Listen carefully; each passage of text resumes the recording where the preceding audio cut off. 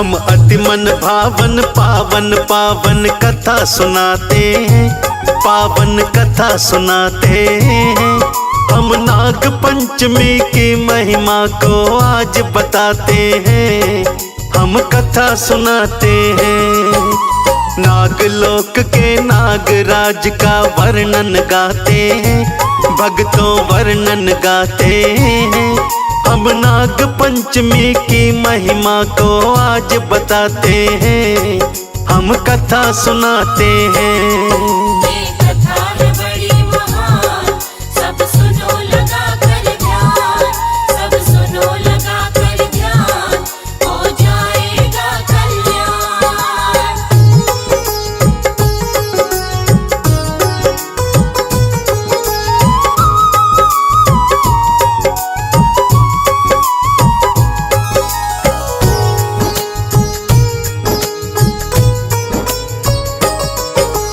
एक सेठ के 7 पुत्र थे, सातों हुए जवान।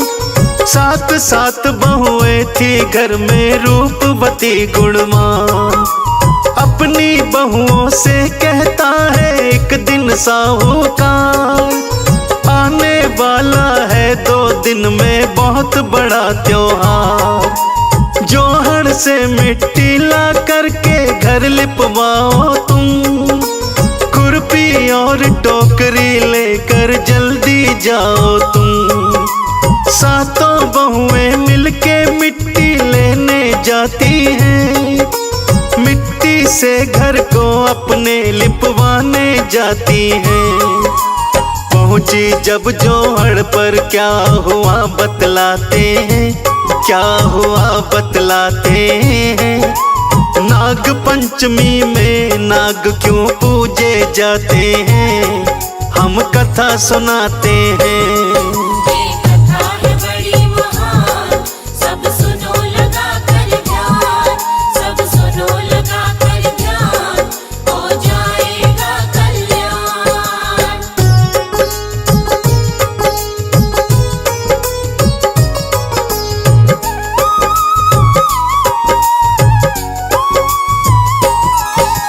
लगी खोदने मिट्टी को जोहड़ में एक साथ, निकल के आया वहां कहीं से बड़ा भयानक सांप। जिठनी उसको मारने को फिर आगे बढ़ती है, छोटी बहू रोक जिठनी को उससे कहती है, इसे न मारो जिठनी रानी, सर पर ना लो पाप। प्राण न लो तुम, इसको दे दो जाने भी दो आप। चिढ़ के बोली जिठनी उससे लड़ने को तैयार, क्या लगता है नाग ये काला तेरा रिश्तेदार। क्या बोली फिर छोटी बहू, तुमको बतलाते हैं, हम तुमको बतलाते हैं। नाग पंचमी में नाग क्यों पूजे जाते हैं, हम कथा सुनाते हैं। ये कथा है बड़ी महान, सब सुनो लगा कर ध्यान, सब सुनो लगा कर ध्यान, हो जाएगा कल्याण।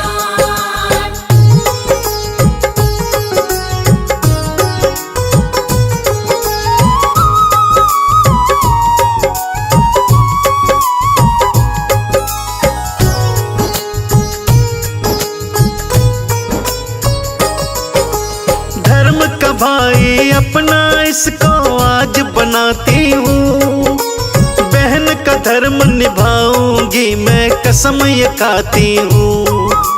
जिठनी बोली आंख दिखा के चल निकल लाना, कोई न जाए साथ में तेरे इकली ही जाना। मझली बोली जिठनी से उसे जाने दो दीदी, देखेंगे हम इसको धर्म निभाने दो दीदी। कल जब छलनी लेने को इकली जब जाएगी, यही डसेगा इसको, इसकी मौत हो जाएगी।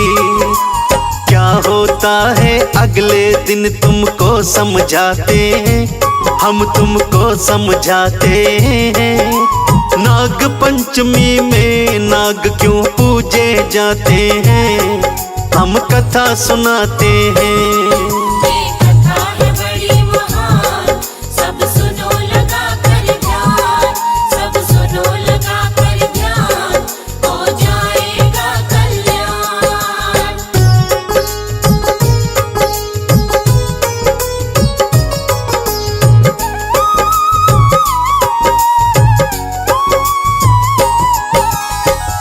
भक्तजनों, दूसरे दिन जब छोटी बहू छलनी लेने जाती है तो वही सांप वहां बैठा हुआ मिलता है। छोटी बहू को देख के फुफकार मारता है। वो बोली, भाई साहब राम राम। ये सुन के सांप कहता है, मैं तो तुझे डसने ही वाला था, लेकिन तूने राम राम कर ली। बहू बोली, भाई मैंने आपको अपना धर्म का भाई मान लिया है, अब मैं आपकी धर्म की बहन हूँ, इस नाते से आप मुझे डस ही नहीं सकते हो। बहू छलनी लेकर चली जाती है।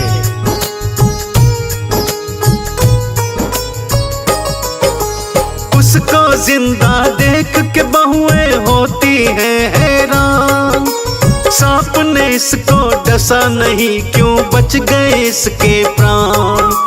कैसे जिंदा बच के आ गई होता नहीं यकीन, छोटी बहू को जिंदा देख के हो गए सब गमगीन। वही नाग फिर मानव बन के आ गया उनके घर, बड़ी जेठानी से बोला वो विनय निवेदन कर, मैं हूँ इसका भाई, इसको लेने आया हूँ, इसको भेज दो साथ मेरे, मैं लेने आया हूँ। भाई बहन दोनों ही फिर वहाँ से जाते हैं, फिर वहाँ से जाते हैं। नाग पंचमी में नाग क्यों पूजे जाते हैं, हम कथा सुनाते हैं। ये कथा है बड़ी महान, सब सुनो लगा कर ध्यान, सब सुनो लगा कर ध्यान, हो जाएगा कल्याण।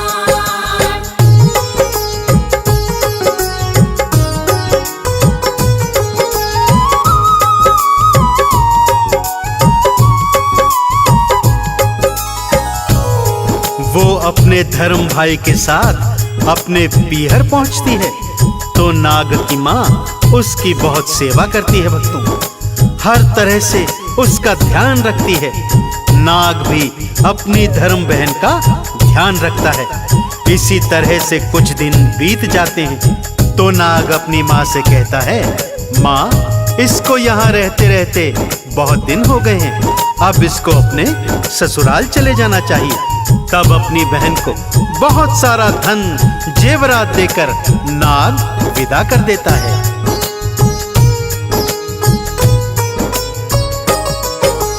धन दौलत ले करके पहुंची छोटी बहू ससुराल, बहुओं ने देखा गठरी में भरा हुआ था माल।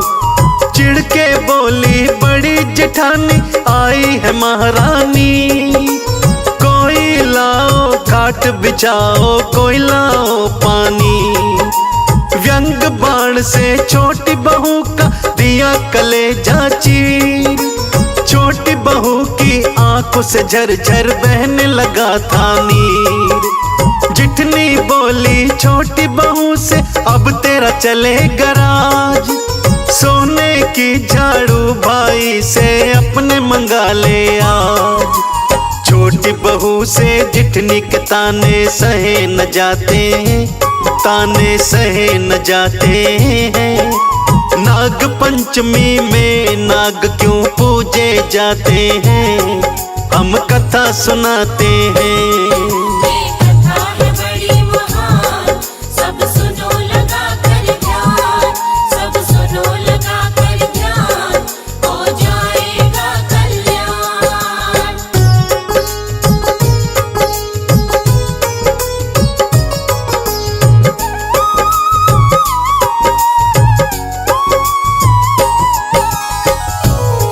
बहू का धर्म भाई नाग मानव रूप धरकर बाहर खड़ा हुआ था। सारी बातें सुन लेता है।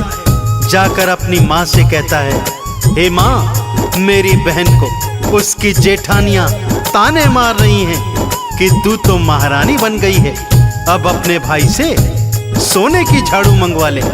माँ, मैं अपनी बहन को सोने की झाड़ू देने जा रहा हूँ।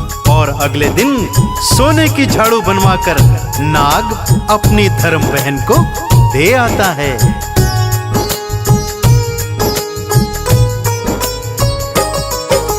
सोने की झाड़ू देख के जितनी होती है हैरान, जाके राजमहल राजा के भर देती है काम।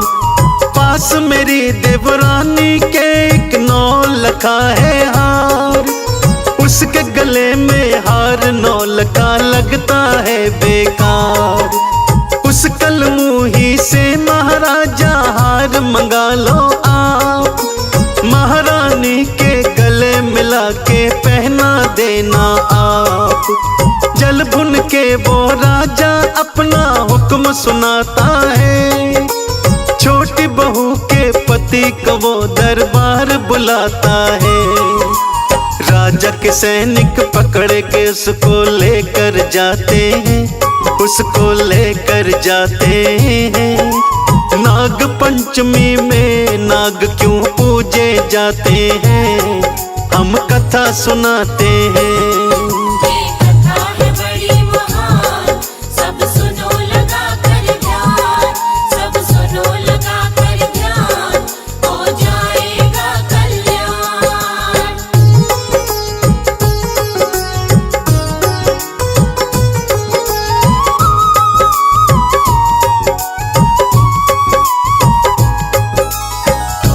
राजा उसके पति से कहता है कि तेरी पत्नी के पास जो नौलखा हार है उसे लाकर महारानी को दे दे, वरना तुझे काल कोठरी में बंद कर दिया जाएगा। वो कहता है, जैसी आपकी आज्ञा हो महाराज, मैं अभी जाता हूँ। और वो जाकर अपनी पत्नी का हार दरबार में राजा के पास लाकर दे देता है।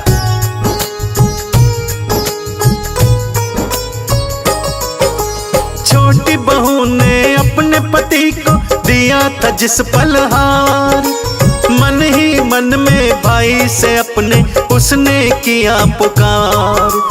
अपने गले में महारानी जी डाले जब ये हार, बन जाए ये नाग गले में और मारे फुफकार। हार गले में महारानी ने जैसे ही डाला, तुरंत गले का हार नौलखा नाग बना काला। देख गले में नाग भयंकर हो गई वो बेहोश, चीख के भागी महारानी जी जब आया उन्हें होश।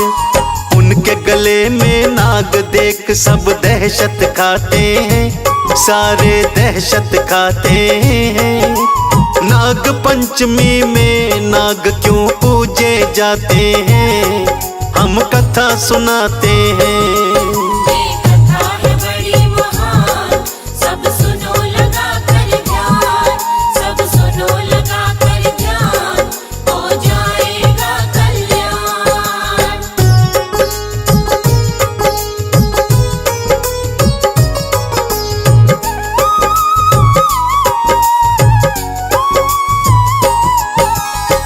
रानी चिल्लाती है, साहूकार के बेटे और उसकी बहू को तुरंत लेकर आओ, उसने इस हार में जादू टोना करके भेजा है। राजा साहूकार के बेटे और बहू को दरबार में बुलवाता है और पूछता है कि क्या तूने इस हार में कोई जादू टोना किया है जो गले में डालते ही ये नाग बन जाता है। बहू ने कहा, महाराज मेरा पीहर नहीं था, मैंने एक सांप को अपना भाई बनाया था, ये हार मुझे सांप देवता ने दिया था।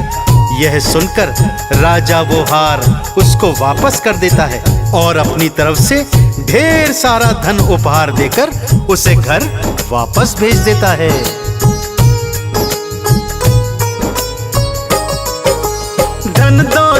और हार नौलखा लेकर आती है। उसे देख के सारी बहुएं जल भुन जाती हैं। हमने तो राजा से कह के मचवाई थी रार, कैसे उल्टा हो गया लेके आई है उपहार। छोटी बहू का पति गांव के घर घर जाता है, अपनी पत्नी और नाग की बात बताता है। तब से मनाया जाने लगा है सावन में त्योहार, नाग पंचमी पर्व मनाए ये सारा संसार। नाग पंचमी की महिमा हम सबको सुनाते हैं, भक्तों सबको सुनाते हैं। नाग पंचमी में नाग क्यों पूजे जाते हैं, हम कथा सुनाते हैं।